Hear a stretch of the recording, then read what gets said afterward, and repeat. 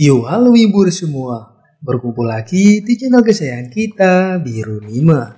Spesial buat para Wiburs, kali ini kita akan melanjutkan alur dari cerita anime yang berjudul Kimetsu no Yaiba, bagian ketiga. Dan tanpa banyak basa-basi, langsung saja kita ke alur ceritanya. Setelah berhasil mengalahkan iblis yang dia lawan, Zenitsu mengingat kakek yang tak pernah menyerah untuk mendidik serta memarahinya. Mengingat pesan si kakek, dia pun menggunakan pernafasan petirnya untuk memperlambat penyebaran racun di tubuhnya. Sementara itu, Tanjiro dan Inosuke yang berada di pinggiran sungai dikejutkan oleh sosok iblis gadis muda. Lalu ketika Inosuke berusaha mengejarnya, iblis itu malah memanggil ayahnya. Dan tiba-tiba saja dari atas muncul sosok ayah iblis laba-laba yang sangat menyeramkan.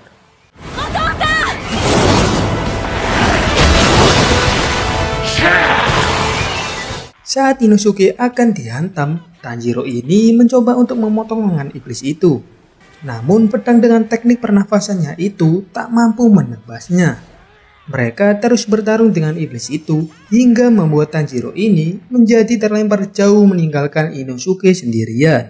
Untungnya Tanjiro berhasil mendarat dengan sempurna menggunakan teknik pernafasan air miliknya.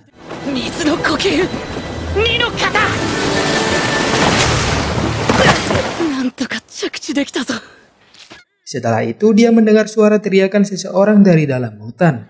Ternyata itu adalah suara dari dua iblis yang sedang berselisih. Bocah iblis yang mengancam ini diketahui bernama Rui. Melihat Tanjiro, Rui ini berkata agar tidak mencampuri urusan keluarganya. Tanjiro memang orang yang baik. Dia tidak bisa membiarkan iblis saling menyakiti meskipun itu memang bukan urusannya. Di sisi lain, Inosuke berhasil memotong lengan iblis itu.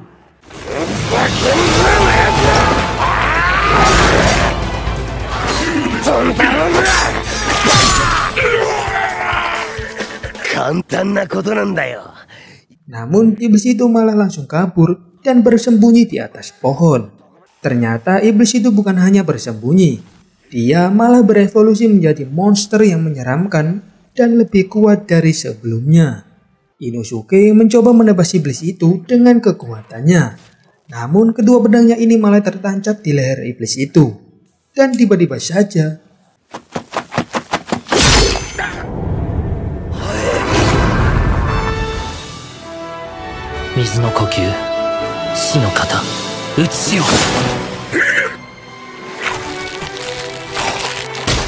ternyata datanglah Gyu untuk menolong Inosuke. Melihat kehebatan Gyu, Inosuke menjadi takjub dengan kehebatannya. Sementara itu, pedang Tanjiro harus patah saat melawat kuatnya pedang iblis Rui. Tentu saja hal itu membuatnya terkejut. Apalagi Rui ini sudah mulai serius menunjukkan teknik serangan pedang yang sesungguhnya. Tanjiro terus menghadapi serangan mematikan itu sampai hampir tercincang oleh pedangnya Rui. Namun dia diselamatkan Nezuko yang berkorban untuk kakaknya ini.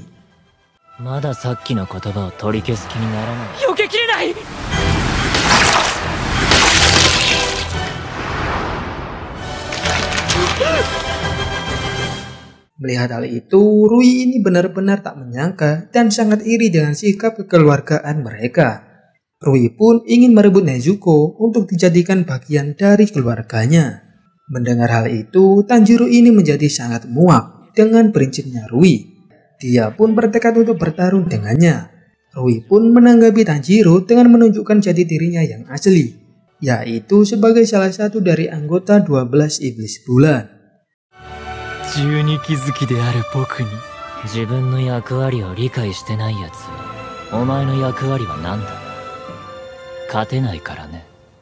Dia langsung menyandera Nezuko dan akan mengampuni Tanjiro jika tidak melakukan perlawanan. Tentu saja Tanjiro ini menjadi sangat murka karena satu-satunya keluarga yang ia miliki dijadikan sandera.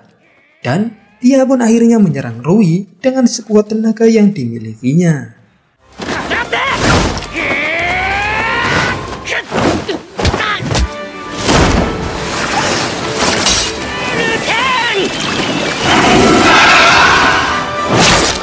Mengetahui dirinya terancam, Rui ini menggunakan teknik darah iblis miliknya dan akan mencincang Tanjiro dengan benang merah miliknya. Namun seketika itu juga Tanjiro ingat dengan pesan ayahnya. Dan dia pun mencoba menggunakan teknik pernafasan yang pernah dia lihat semasa kecil dari sosok sang ayah.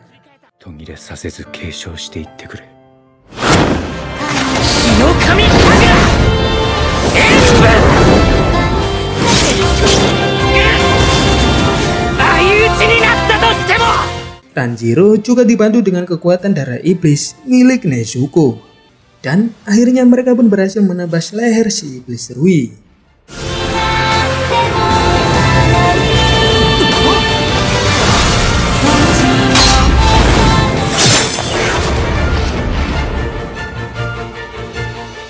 Setelah berhasil menebasnya, Tanjiro segera mendekati Nezuko untuk melihat keadaan adiknya itu. Namun ternyata Rui ini masih hidup, meskipun kepalanya telah terputus. Dengan begitu marah, Rui ini berniat menghabisi Tanjiro bersama dengan adiknya. Dia pun menggunakan teknik darah iblis terakhir miliknya. Rui pun menggunakan jurus lingkaran pengekang pada Tanjiro. Namun seketika itu juga datanglah Giyu dan langsung berhadapan dengan iblis Rui.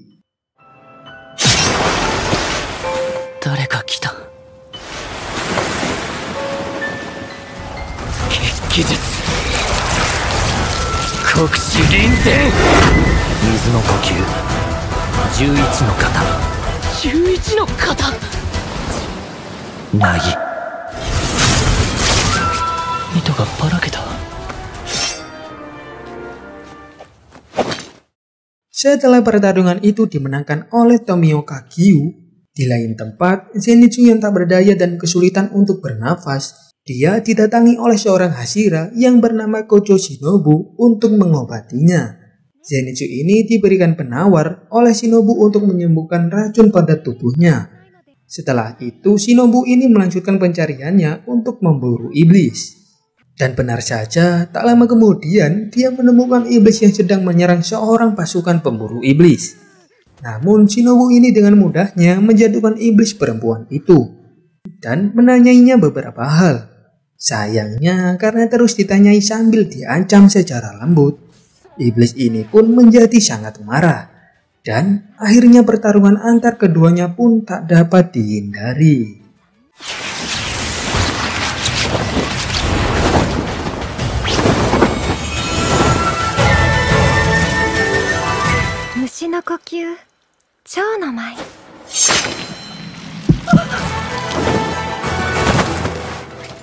Di sisi yang lain, kita diceritakan tentang masa lalu Rui yang sangat menyedihkan dan awal pertemuannya dengan Kibutsuji Muzan, yang dimana Muzan ini membantu Rui dengan menjadikannya sebagai seorang iblis. Ternyata itu semua adalah ingatan Rui saat melihat keharmonisan keluarga Tanjiro dan Nezuko. Setelah kepalanya tertebas, lalu tubuhnya pun perlahan mulai menghilang dan berubah menjadi abu. Namun tak disangka masalah belum selesai sampai di situ saja. Tiba-tiba Shinobu muncul dari dalam hutan dan langsung mengincar Nezuko. Untungnya Giyu dengan sigap melindungi Nezuko yang tak sadarkan diri.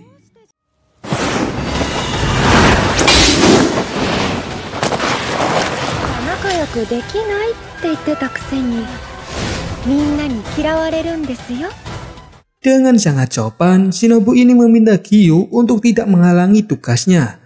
Namun Giyu malah memerintahkan Tanjiro untuk kabur dari tempat ini sambil membawa adiknya. Tanpa pikir panjang, karena sangat takut adiknya akan dibunuh, Tanjiro pun akhirnya langsung berlari dan meninggalkan Giyu seorang diri. Dalam usahanya kabur, Tanjiro terus merasakan sakit yang sangat luar biasa di sekujur tubuhnya. Dan rupa-rupanya dia sedang diikuti oleh seseorang. Orang itu pun langsung menendang Tanjiro dari belakang. Orang itu langsung memburu si Nezuko ini hingga terjadilah aksi kejar-kejaran.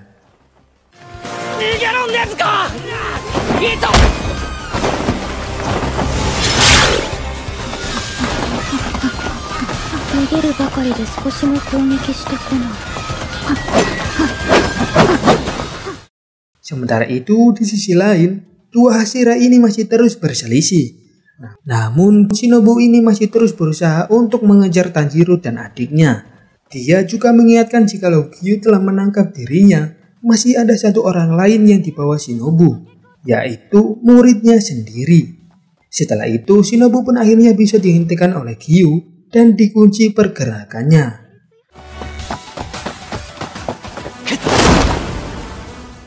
富岡さんのこれは対立違反です。理由くらい話してください。 Tak lama kemudian datanglah kakak Kasugai yang membawa perintah dari markas pusat untuk membawa Tanjiro dan iblis Nezuko kembali ke markas. Setelah itu mereka semua yang terluka pun dievakuasi oleh para pasukan pemburu iblis divisi kesehatan. 禰豆子両名を拘束。連れ帰れ。はあ。なんだこいつら。構成する隊員は剣技の際に恵まれなかった人たちがほとんど。 Beberapa saat kemudian Tanjiro yang sadar dari pingsannya tiba-tiba berada di hadapan para Hashira yang sangat kuat. Yang pertama yaitu Rengoku Kyojiro, sang Hashira api. Kedua ada Kanroji Mitsuri, sang Hashira cinta. Ketiga ada Usui Tengen, sang Hashira suara. Lalu yang keempat ada Himejima Gyomai, sang Hashira batu. Gojo Shinobu yang merupakan Hashira serangga. Tokito Mujiro, sang Hashira kabut. Iguro Obanai yang merupakan Hashira ular. Lalu ada Tomioka Giyu, seorang Hashira air. Dan yang terakhir adalah Shinazukawa Sanemi, sang Hashira angin. Dia ini datang sambil membawa kotak Tanjiro yang berisikan Nezuko. Sanemi yang sangat kesal langsung menusuk kotak itu hingga membuat Tanjiro ini naik pitam dan langsung menyerang Sanemi sekuat tenaga.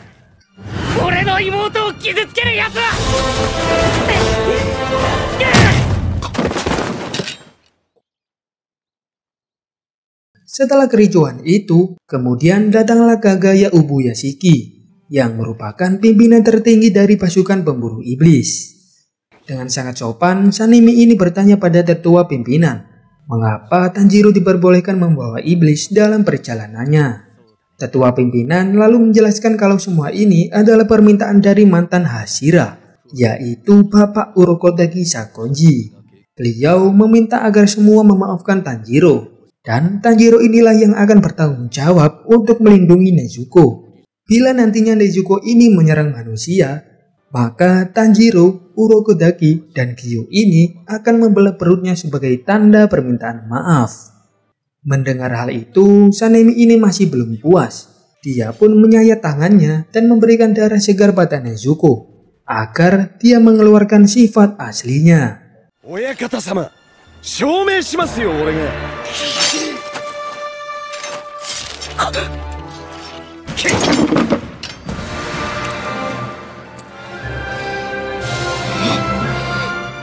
Karena mengingat keluarganya serta pesan penting dari Urokodaki Sensei bahwa dia harus melindungi manusia dan tidak boleh sekalipun menyakiti mereka, Nezuko pun langsung berpaling dan tidak tertarik sama sekali dengan darah Sanemi. Sontak mereka semua pun menjadi terdiam. Dan melihat hal itu, tetua pimpinan ini pun begitu yakin kalau Nezuko nantinya tidak akan pernah menyerang manusia. Dan dengan demikian, akhirnya masalah Tanjiro dan Nezuko pun akhirnya selesai. Lalu ada Shinobu yang meminta agar Tanjiro dan Nezuko ini dibawa pulang ke rumahnya agar bisa diobati dan beristirahat dengan nyaman di sana. Singkat cerita, ketika telah sampai di kediaman Shinobu, secara tidak sengaja Tanjiro bertemu kembali dengan Zenitsu dan Inosuke yang masih hidup di sana. Seperti biasa, Zenitsu ini masih saja banyak bicara dan susah untuk diatur. Sementara Inosuke hanya diam dan terbaring lemah di ranjangnya. Tanjiro pun bersyukur dan sangat senang sekali karena kedua temannya ini masih hidup dan selamat. Inosuke,無事でよかった。ごめんな。助けに行けなくて。いいよ、気にしないで。なっててめちゃくちゃ面白いんだよな。Di sisi lain, terlihat semua Hashira dan tetua pimpinan sedang melakukan rapat bersama. Mereka membahas tentang perkembangan iblis yang semakin meningkat tajam. Namun tetua pimpinan berharap pada para Hashira saat ini untuk melakukan pencapaian yang luar biasa mengenai masalah ini. Singkat cerita, 2 minggu kemudian, Tanjiro, Zenitsu, dan Inosuke memulai sesi latihan pemulihan perdananya bersama sang Hashira serangga yaitu Kocho Shinobu. Pada latihan ini terdapat beberapa sesi. Saat Tanjiro dan Inosuke ini merasa kewalahan, beda halnya dengan Zenitsu. Dia ini malah bahagia ketika memasuki dan terlihat sangat menikmati latihan itu. Beberapa hari mereka lakukan dengan sesi latihan yang sama. Namun sayangnya mereka tak bisa mengalahkan Kanao sedikit pun. Hal itu membuat mereka menjadi pesimis dan ingin menyerah. Kanao ni make tsuzukeru hibi ga tsuzuku. Zenitsu mo, Inosuke mo, kanojo no inomi o osaeru koto wa dekinai shi, kunren jou ni konaku natta. Saat setelah selesai latihan sendirian, Tanjiro ini diberikan saran oleh para gadis kecil untuk belajar melakukan teknik pernafasan penuh selama 24 jam. Keesokan harinya, Tanjiro pun mulai berlatih untuk melakukan teknik pernafasan penuh itu. Awalnya dia sangat kesusahan dan merasa sakit pada paru-parunya. Namun para gadis kecil ini kembali memberikan saran, yaitu dengan berlatih meniup kendi hingga pecah. Sontak Tanjiro pun terkejut karena kendi itu sangatlah kuat dan keras. Dengan penuh keyakinan, hari-hari pun dijalani Tanjiro dengan serius berlatih. Yamakudari o imeji shite, shougai butsu wa tsubete.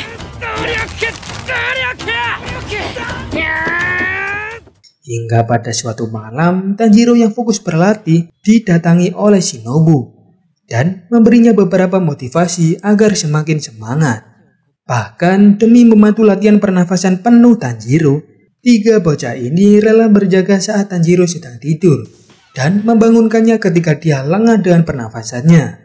Hingga suatu hari akhirnya dia berhasil meniup kendi hingga pecah dan lanjut dengan kendi yang jauh lebih besar.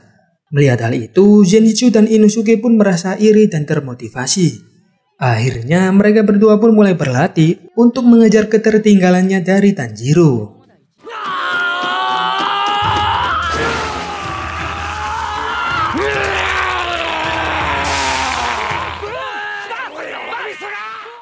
Saat sedang sendirian, Kanao ini mengingat masa lalunya, yang ternyata dia adalah anak buangan. Dia ini dijadikan sebagai budak oleh salah seorang pedagang.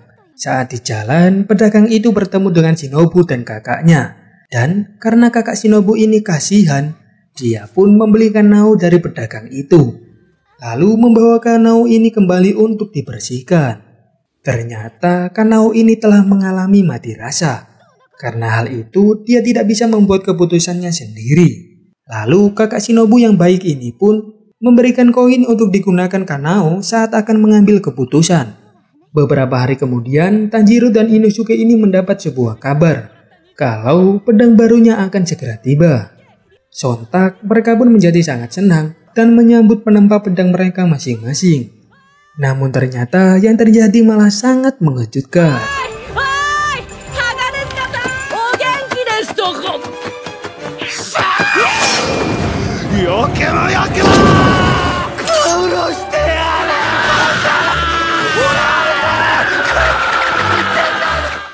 Malam harinya saat Tanjiro sedang tertidur, ternyata dia telah menguasai teknik pernafasan penuhnya. Lalu keesokan harinya dia pun kembali berlatih dengan Kanao.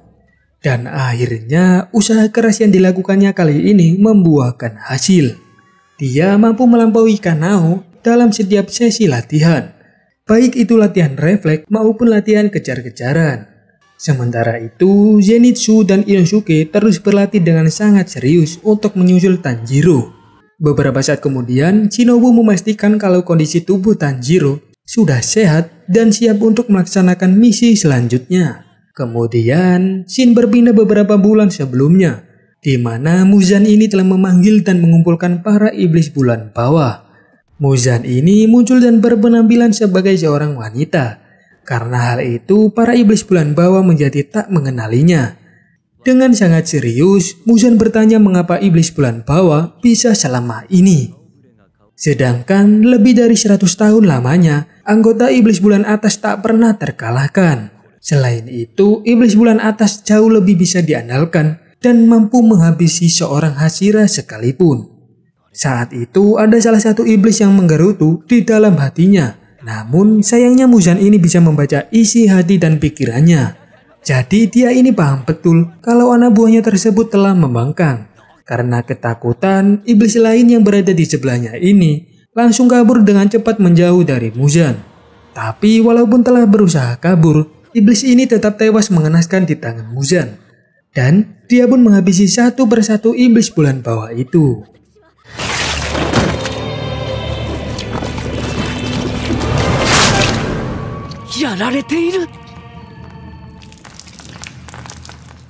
Saat ini hanya tersisa satu iblis bulan bawah yang bernama Enmu. Muzan yang menyukai sifat Enmu langsung memberikan banyak darah padanya.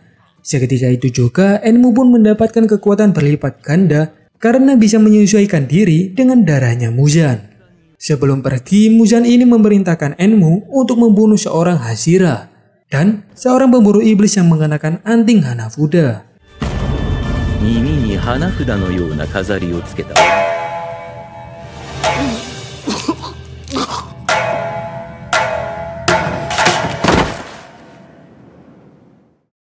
Di lain tempat, Shinobu ini menemui tetua pimpinan dan melaporkan kalau Tanjiro memiliki pernafasan matahari.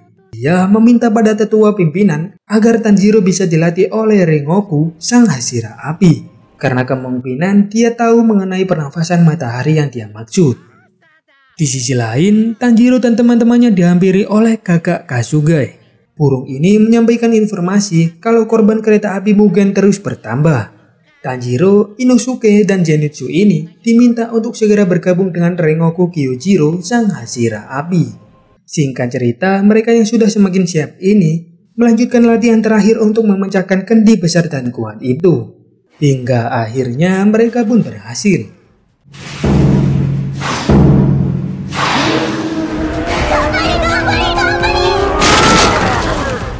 Setelah bersiap dan selesai berpamitan, ketiga pemburu muda ini pun akhirnya berangkat. Singkat cerita, mereka telah sampai di sebuah stasiun dan segera menyusul Rengoku untuk menjalankan misi barunya.